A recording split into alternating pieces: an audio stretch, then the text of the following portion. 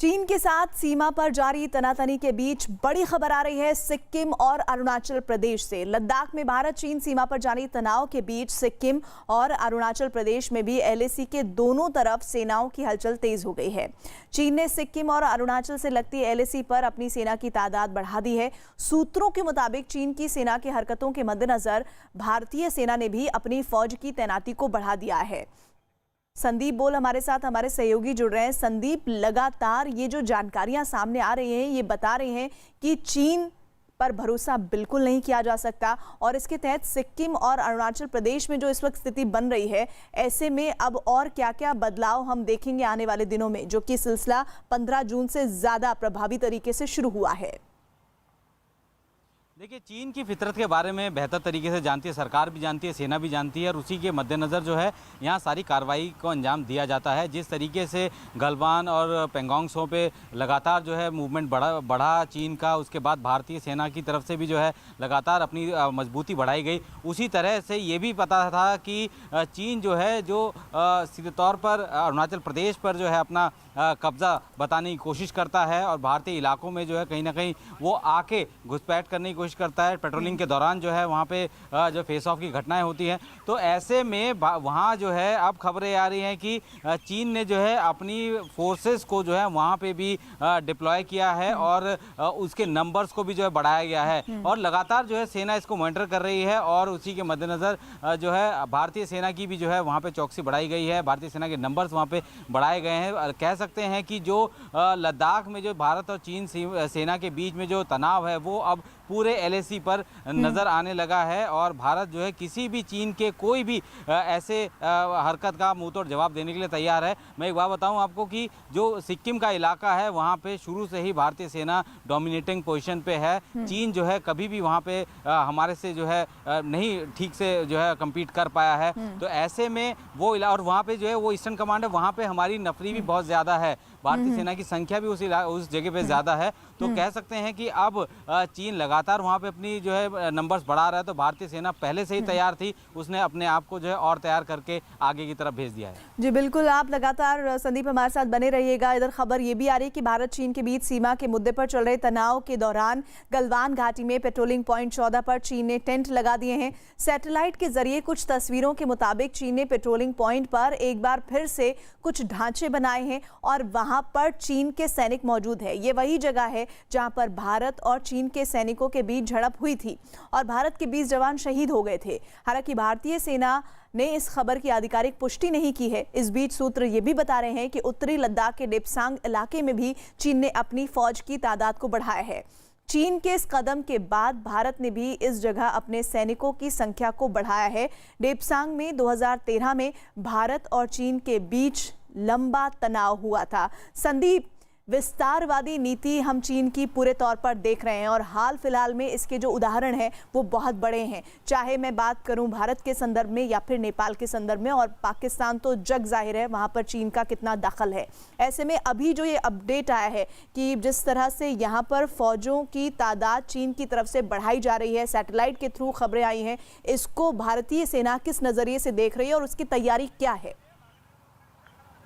देखिए प्रीति, यहाँ पे दो चीज़ अलग अलग फ्रैक्शंस है। अगर हम लोग बात करें सैटेलाइट तस्वीरों की, उन सैटेलाइट तस्वीरों में ये चीज़ साफ हो रही है कि गलवान घाटी जहाँ पे 15-16 जून की रात को जो है खूनी संघर्ष हुआ, दोनों देशों के सैनिकों को जो है नुकसान हुआ, वहाँ पे जो है अब एक जो है टेंट जो है वो दिखाई दे रहा है सैटेलाइट की तस्वीरों में और बताया जा रहा है कि ये चाइना का ही टेंट है जिसको उस रात को हटा दिया गया था और उसके इर्द गिर्द जो है काफ़ी सारा बिल्डअप जो है वो चीन की तरफ से दिखाई दे रहा है। ये सैटेलाइट की तस्वीरें बता रही है। लेकिन अगर ग्राउंड सिचुएशन की बात करें तो जो देप्सांग प्लेन्स है और डीबीओ का इलाका है वहाँ पे चीन ने अपनी हरकत को तेज़ किया है। वहाँ पे उनके आर्मर्ड व्हीकल्स भी जो है तैनात है और ऐसे में भारतीय सेना किसी भी ऐसी स्थिति से निपटने के लिए अपने आप को पूरी तरीके से तैयार करके बैठी है और यही वजह है कि बाकायदा टैंक रेजिमेंट जो है वहाँ पे अतिरिक्त तैनात किए गए हैं। T-90 जो है वहाँ पे लद्दाख में तैनात किए गए हैं और ये कह सकते हैं कि फिलहाल हम लोग जो है पूरी तरह से चीन के किसी भी ऐसे कह सकते हैं कि शैतानी खेल का हम लोग मुंह तोड़ जवाब दे सकते हैं।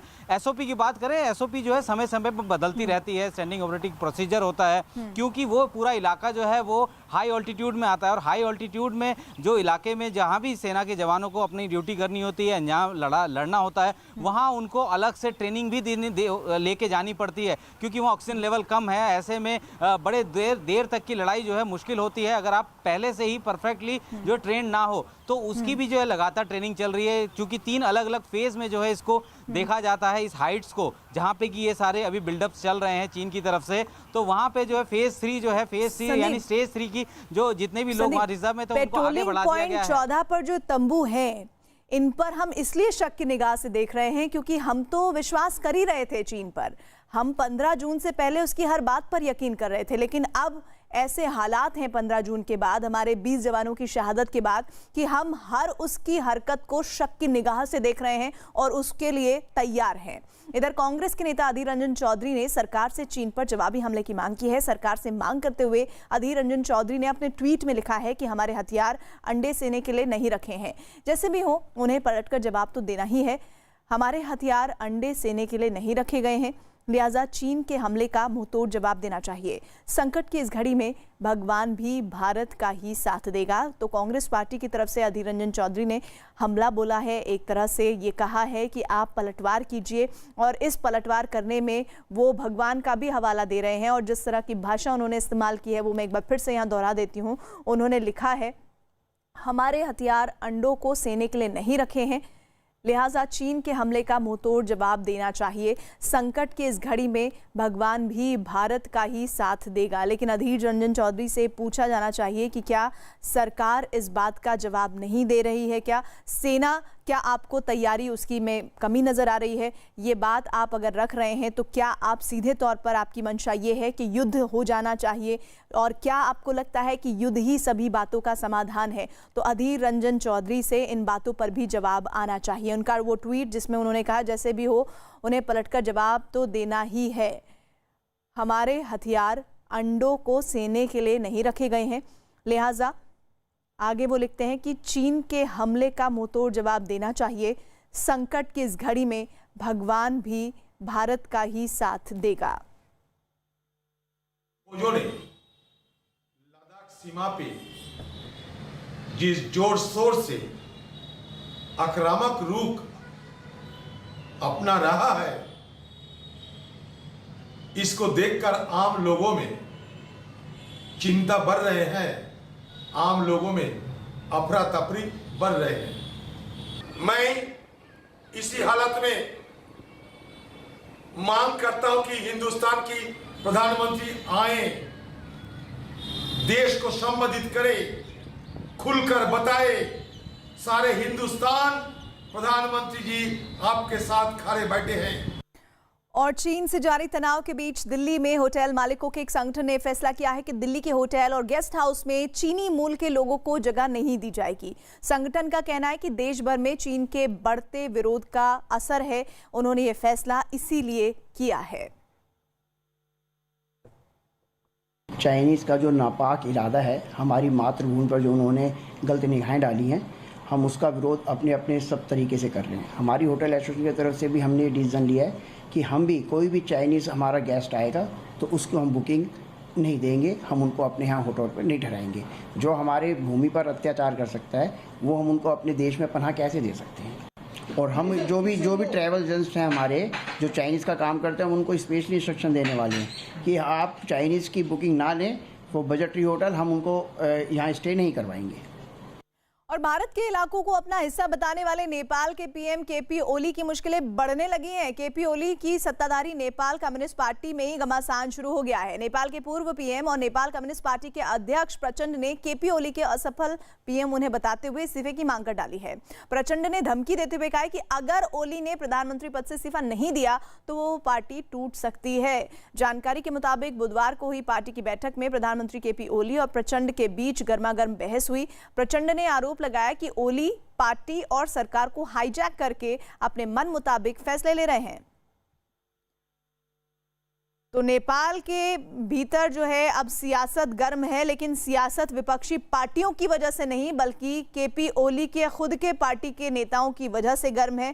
पूर्व प्रधानमंत्री प्रचंड ने अब उन पर सीधा सीधा हमला बोल दिया है और उन्होंने सीधे तौर पर यह कहा है कि केपी ओली अपनी मनमानी कर रहे हैं, उन्होंने सरकार को हाईजैक कर लिया है। नेपाल में नए नागरिकता कानून के विरोध में नेपाल के विराटनगर में मधेशी राजनीतिक दलों ने प्रदर्शन किया। प्रदर्शन कर रहे लोगों ने नए नागरिकता कानून को भारत के साथ रोटी बेटी के संबंध खत्म करने की नेपाल की कम्युनिस्ट सरकार की साजिश बताया है। कोई भी नागरिक नहीं होगा, ऐसा क्यों करना चाहता है? मुंबई के लोअर परेल में रघुवंशी मिल कंपाउंड में आग लग गई है। इस आग को बुझाने में दमकल की 8 गाड़ियां मौके पर जुटी हैं। पहले आग कम थी लेकिन धीरे धीरे बढ़कर लेवल 3 तक जा पहुंची। आग अब इमारत के 3 से 4 लोअर जो है वहां पर पहुंच गई है। हालांकि आज इस इमारत के बंद होने की वजह से जो जानकारी है वहां नुकसान ये कहा जा रहा है जान का नहीं हुआ है। एक भी दफ्तर खुला नहीं था जिसकी वजह से कोई हताहत नहीं हुआ है। लोअर परेल की ये तस्वीरें हैं। लोअर परेल इलाके में रघुवंशी मिल्स में आग लग गई है। मेरे पीछे आप तस्वीरें देख सकते हैं। रांगले सर, आपसे जानना चाहेंगे। रांगले सर क्या परिस्थिति है अभी फिलहाल बता दीजिए। और सेकंड फ्लोर पे पूरा है। यहाँ पे झाड़ और ये केबल होने की वजह से व्हीकल्स को दिक्कत हो रही है। आदमी कोई फंसा नहीं है। फायर फाइटिंग ऑपरेशन चालू है। कंडीशन क्या है अभी तक? 14 फायर फाइटिंग ऑपरेशन चालू। फाइटिंग ऑपरेशन अभी लगातार जारी है। जो फायर ब्रिगेड के चीफ हैं PS रांगले, वो बता रहे थे। तस्वीरें देखिए, यहाँ पर लगातार आग बुझाने की कोशिश की जा रही है। जो फायर ब्रिगेड के चीफ ये जानकारी दे रहे थे, ग्राउंड फ्लोर, फर्स्ट फ्लोर और सेकंड फ्लोर, इन तीन जो है फ्लोर पर आग लगी है। आप तस्वीरें देखिए, फायर ब्रिगेड के जो कर्मचारी हैं लगातार जो है पानी के जरिए मार के आग को बुझाने की कोशिश कर रहे हैं। लेकिन गनीमत की बात यह है कि फायर ब्रिगेड ने जो जानकारी दी है उसके मुताबिक जो है कोई अंदर फंसा नहीं है। और यहाँ पे देखिए तमाम जो चीजें हैं, ये अंदर तमाम चीजें आप चीजें एकदम धुआं बिल्कुल नजर आ रहा है। दिवाकर सिंह हमारे साथ, हमारे सहयोगी जुड़ रहे हैं। दिवाकर, क्या अब इस आग पर काबू पा लिया गया है?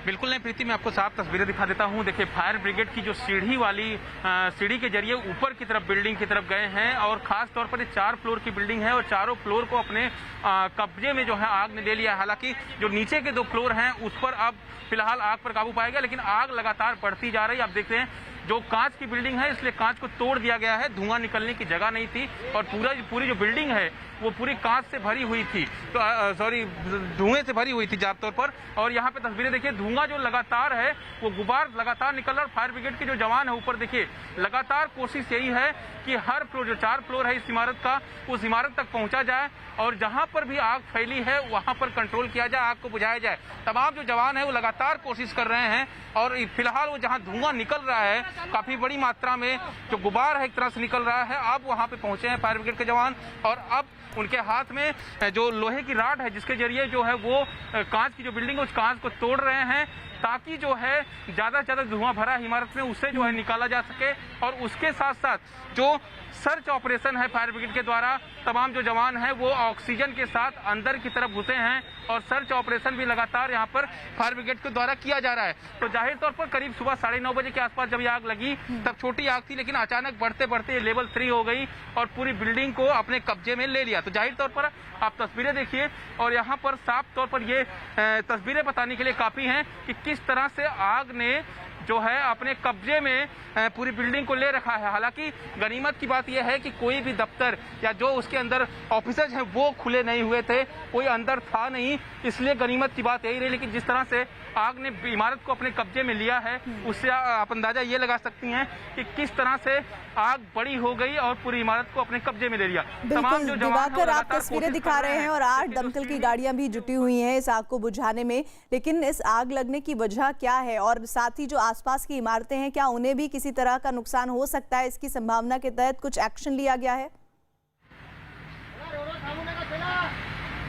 देखिए, अभी फायर ब्रिगेड के कुछ अधिकारी आए थे जिनसे हमारी बातचीत भी हुई। उनका कहना है कि जो इमारत है उसके आसपास के जो घर है, क्योंकि रेसिडेंशियल इलाका है, आप देखिए ये तमाम जो उसके आसपास की बिल्डिंगें हैं, नीचे कॉमर्शियल ऊपर रेसिडेंशियल है, इसलिए जो है वहाँ के अगल बगल के लोगों को हटा दिया गया है। और साफ तौर पर जो इमारत में आग लगी हुई इस वक्त वो तीसरे और चौथे फ्लोर पर ज़्यादा है, यानी जो धुआं आपको निकलता हुआ दिख रहा है वो तीसरा फ्लोर मेरे हिसाब से हो सकता है, जहाँ पर ये धुआं बड़ी तेजी के साथ निकल रहा है। और वहीं पर देखिए फायर ब्रिगेड के जवान है सीढ़ियों के जरिए वहीं पर जाने की कोशिश कर रहे हैं। उनके हाथ में रॉड है और रॉड के जरिए जो है वो कांच को तोड़ने की कोशिश कर रहे हैं, ताकि जो है जो धुआं भरा हुआ है पूरी इमारत में उसे निकाला जा सके। क्योंकि कांच की बिल्डिंग है इसलिए कोई खिड़कियां नहीं है, कोई कुछ नहीं है, धुआं निकलने की जगह नहीं, इसलिए कांच को अब तोड़ा जा रहा है। तो साफ तौर पर जो आसपास के इलाके हैं उनको प्रिकॉशन के तौर पर उन्हें हटा दिया गया है आसपास के लोगों को, ताकि जब तक आग पर काबू पाया ना जा सके तब तक जो है ये कोशिश लगातार जारी है। तमाम जो गाड़ियां और फायर ब्रिगेड के जवान आप देख सकते हैं सर्च ऑपरेशन यानी लगातार इस मुंबई के लोअर परेल इमारत में जो आग लगी है उसे बुझाने की कोशिशें दिवाकर की जा रही है। और इधर खबर अगली है बिहार से, जहां वैशाली में कुछ लोगों ने एक लड़की को बच्चा चोर समझकर उसकी पिटाई की। बताया गया कि लड़की अपना चेहरा ढककर एक शादी की तैयारी वाले घर में घूम रही थी, लेकिन लोगों ने उसे पकड़कर उसकी पिटाई कर दी। जिसके बाद पता चला कि लड़की अपने प्रेमी की शादी तुड़वाने के लिए लड़की वालों के घर आई थी। जिसके बाद लड़के पक्ष के लोगों को भी बुलाया गया, जहां पता चला कि लड़के ने आरोपी लड़की से 1 साल पहले ही छिपकर शादी कर ली थी और अपने घर वालों के दबाव में वो किसी और जगह शादी करने जा रहा था। जिसके बाद गाँव वालों ने लड़का और लड़की दोनों की वहीं पर शादी करवा दी।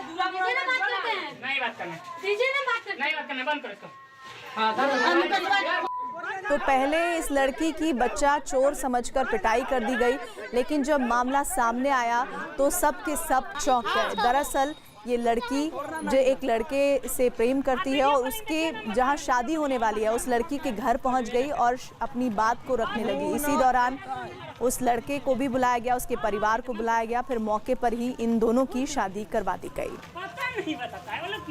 आंध्र प्रदेश के प्रकाशम में देर रात एक मालगाड़ी हादसे का शिकार हो गई, जिसमें लगे तेल से भरे 3 टैंकर पटरी से उतर गए और उनमें भीषण आग लग गई। आग इतनी भयानक थी कि आग की तेज लपटें दूर से ही दिख रही थीं। मालगाड़ी में तेल के कई टैंकर लगे हुए थे, लेकिन आग मालगाड़ी के पिछले हिस्से में लगी।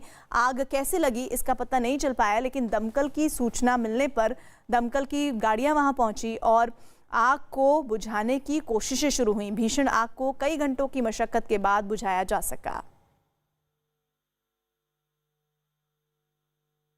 मुंबई में रात के वक्त एक्टर गोविंदा के बेटे यशवर्धन आहूजा की कार हादसे की शिकार हो गई है। उस वक्त यशवर्धन खुद कार चला रहे थे, तभी उनकी कार की टक्कर दूसरी कार से हो गई, जिसके बाद वहां लोगों की भीड़ जुट गई। हादसे के बाद एक्टर गोविंदा भी मौके पर पहुंचे और वहां मौजूद लोगों से हादसे की वजह जानने की कोशिश की और उसका वीडियो भी बनाते रहे।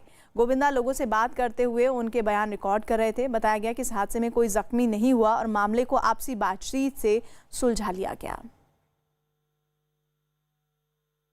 राजस्थान के अजमेर में अपने घर के बाहर बैठी एक महिला की एक भयानक हादसे में मौत हो गई। पूरा हादसा सीसीटीवी में रिकॉर्ड हो गया, जिसमें साफ दिखा कि एक कार ड्राइवर अपनी कार मोड़ने की कोशिश कर रहा था कि तभी उसकी कार की रफ्तार बढ़ गई और सीधे घर के बाहर बैठी महिला पर चढ़ गई। रफ्तार इतनी तेज थी कि घर की दीवार भी टूट गई। हादसा जैसे ही हुआ आसपास के लोग इकट्ठा हो गए और जैसे तैसे महिला के ऊपर से कार हटाई, लेकिन तब तक महिला की मौत हो चुकी थी। घटना के बाद आरोपी को पुलिस के हवाले कर दिया गया। तो अमूमन घर के बुजुर्ग इस तरह के कॉलोनी मोहल्लों में घर के बाहर बैठ जाते हैं, लेकिन उन्हें क्या पता था इन महिला को कि एक हादसा इस वजह से भी हो सकता है और उनकी जान चली गई है। ब्रेक की जगह एक्सीलेटर पर इस ड्राइवर का पैर चला गया। न जाने कितना अनुभवी था ये गाड़ी चलाने को लेकर, लेकिन जिस तरह का हादसा हुआ है उससे ये कहा जा सकता है कि घबराहट में ब्रेक की जगह एक्सीलेटर पर पैर पड़ने की वजह से ये हादसा हुआ। आंध्र प्रदेश के विशाखापट्टनम में सड़क से गुजर रहे एक ट्रक में अचानक आग लग गई। ट्रक में कुछ सामान लदा था जिसने आग पकड़ ली और ट्रक से आग की ऊंची लपटें उठने लगी और धुएं का गुबार भी दिखने लगा। इस बीच ट्रक का कुछ सामान सड़क पर भी बिखर गया, जो काफी देर तक जलता रहा। सड़क पर ट्रक में आग लगने की वजह से वहां का ट्रैफिक रुक गया और वहां अफरा तफरी मच गई।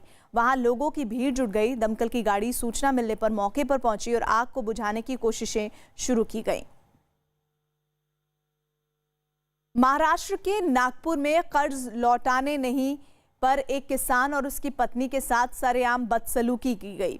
आरोपी की कर्ज देने वाले के साथ कुछ लोगों ने पहले तो किसान की जमीन हड़पने के इरादे से खेत में जुताई करनी शुरू की और किसान के रोकने पर खेत के बीच में ही कर्ज देने वाली की पत्नी ने महिला के साथ बदसलूकी करनी शुरू कर दी।